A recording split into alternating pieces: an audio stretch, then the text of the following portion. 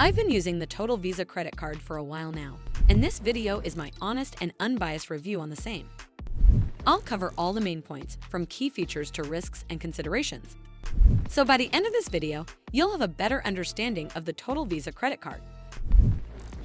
First, let's look at what the Total Visa credit card offers. This card is designed for individuals aiming to build or rebuild their credit. It provides an unsecured credit line starting at $300, meaning no security deposit is required. However, it's important to note that the card comes with a $95 program fee due within 60 days of approval, which must be paid before activating the card.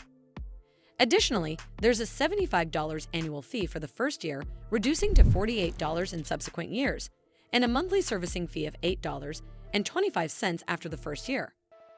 The card also carries a high APR of 34.99% for purchases and cash advances. But is it truly beneficial?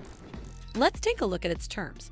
While the Total Visa credit card offers an opportunity to build credit, the numerous fees associated with the card can be a significant drawback.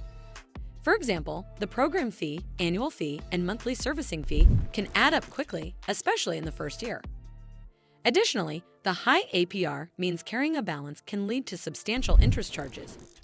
Some users have reported paying around $100 in application fees alone.